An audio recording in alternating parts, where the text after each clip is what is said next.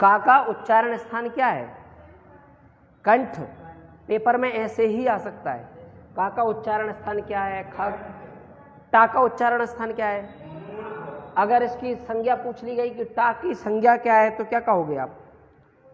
मूर्धन्य। मूर्धा मूर्धन्य एक ही बात है।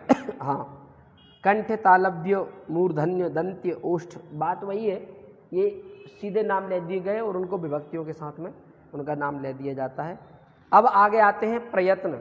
बेटा ये आप भेज देना, है ना, सबको भेज देना, जो ग्रुप में डाल देना, सबको भेज देना। जिनको नहीं, जो लोग नहीं आए उनको भी प्राप्त हो जाएगा, ताकि हमारे ये पढ़ाने का थोड़ा सा मतलब निकले, है ना बेटा।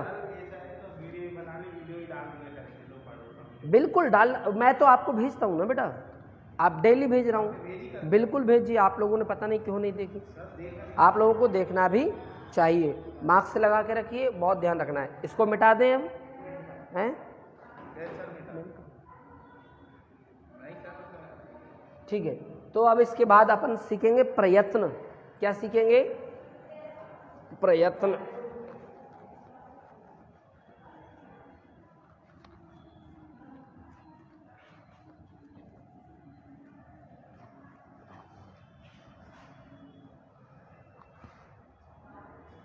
चलिए, यहाँ पर संस्कृत लिखना भूल गए हैं। ऐसे भूल होती रहती है, हो जाती है, लेकिन इस पे ज़्यादा ध्यान नहीं देना चाहिए, क्योंकि ध्यान पढ़ाई पर देना चाहिए। अब आगे आते हैं, हम क्या पढ़ रहे हैं आज? प्रयत्न। क्या पढ़ रहे हैं? हाँ हाँ बेटा। तो यहाँ पर लिखते हैं अपन, प्रयत्न दो प्रकार के होते हैं।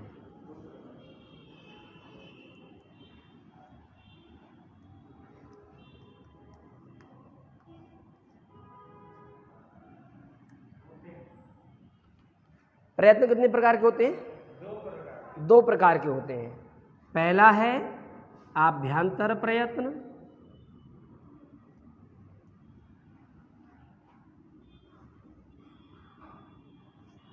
और दूसरा है बाह्य प्रयत्न।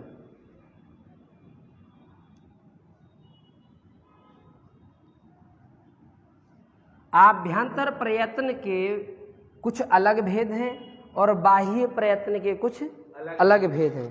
तो आभ्यंतर प्रयत्न के अपने इसमें बताए गए हैं 9 भेद बताए गए हैं। कितने भेद? 9 भेद। और बाह्य प्रयत्न के 11। कितने? हाँ, ये अलग अलग प्रयत्न है ना। चलिए इनके नाम देख लेते हैं एक बार। तो इस प्रकार से प्रयत्नों की संख्या इसमें बताई गई है। प्रयत्न क्या है ये सुन लीजिए। फेफड़े से निकली है, फेफड़े से निकली, हाँ, वायु, निश्वास वायु के को मुख, नासिका तथा कंठ आदि स्थानों से स्पर्श कराते हुए मनुष्य द्वारा अभीष्ट वर्णों के उच्चारणार्थ किए गए यत्न को प्रयत्न कहते हैं। यत्न को प्रयत्न कहते हैं। और प्रयत्न के 2 भेद होते हैं, आभ्यंतर, अच्छा अभ्यंतर में लिखा है, आभ्यंतर प्रयत्न, और दूसरा है बाह्य प्रयत्न। ठीक है। अब इनको कहा गया है कि वर्णों के उच्चारण काल में मुख के अंदर मनुष्य की चेष्टा परक क्रिया को आभ्यंतर प्रयत्न कहते हैं। इसके 5 भेद होते हैं, लेकिन अपने इसमें जो है ना 5 भेद बताए गए हैं। इसमें कितने बताए गए हैं? 5, और यहाँ पर हैं 11। उन्हीं के तत्सम भी कुछ सब हैं। तो पहला है वर्णों के उच्च, अच्छा पहला है स्पृष्ट, दूसरा है ईषत् स्पृष्ट, फिर है बिभ्रत, फिर है ईषत् बिभ्रत, फिर संवृत, है ना। इस प्रकार से ये 5 प्रयत्न हो जाते हैं। मैंने कितना लिख दिया? अरे यार, ये पता है, ये नेट के कारण सब डिस्टर्ब हो रहा है, थोड़ा सा दिमाग उधर बट रहा है। चलिए वो तो चलेगा ही, लेकिन हमको तो भटका दिया ना। लोग क्या सोचेंगे, क्या पढ़ा रहा है। लेकिन हो जाता है कभी कभी ऐसा। नहीं, तुमने प्रश्न कर दिया बीच में, लेकिन ऐसा होना नहीं चाहिए। ये गलती हम अब स्वीकार करते हैं, आगे से नहीं होगी। तो हमारे प्रयत्न दो प्रकार के होते हैं, आभ्यंतर और बाह्य। आभ्यंतर प्रयत्न 5 होते हैं और बाह्य प्रयत्न 11 होते हैं। जो आभ्यंतर 5 प्रयत्न हैं वो इस प्रकार हैं: स्पृष्ट, ईषत् स्पृष्ट, विव्रत, ईषत् विव्रत, संव्रत और बाह्य प्रयत्न।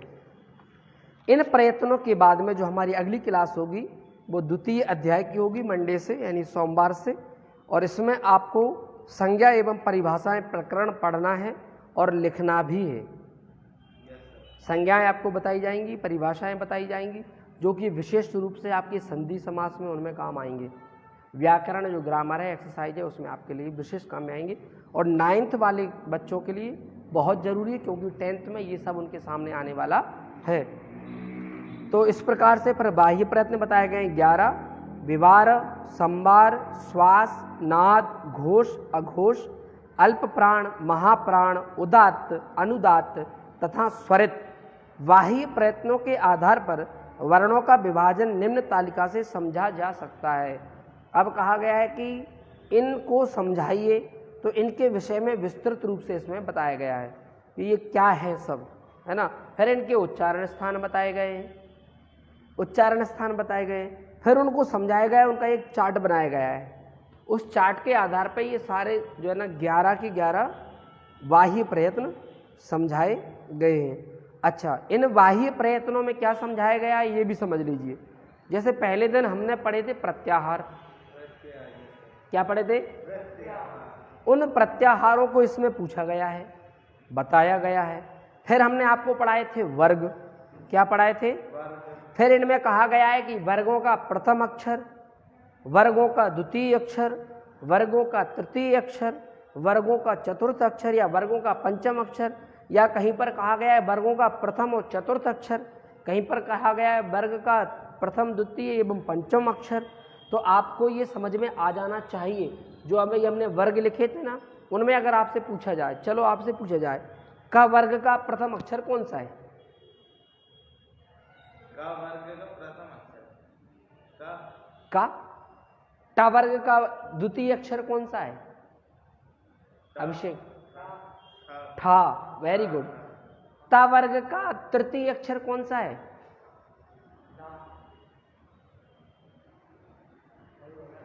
ता। ता नहीं, वो टमाटर वाला ता नहीं, तराजू वाला ता।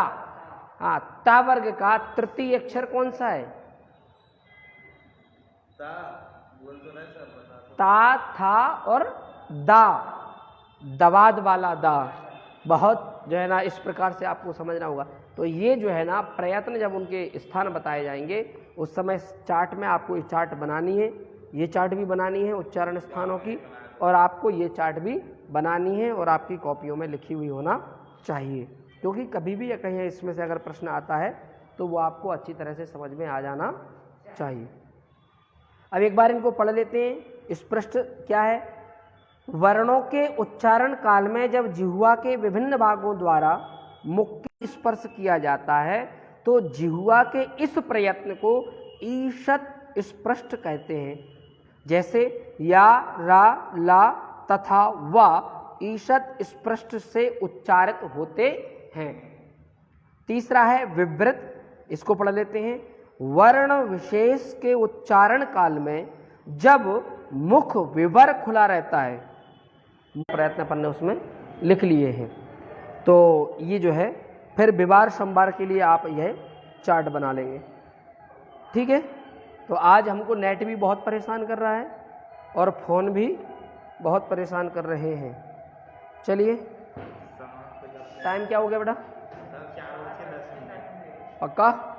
तो कल फिर मिलते हैं 3:30 पर, 3:30 बजे, ठीक है। धन्यवाद।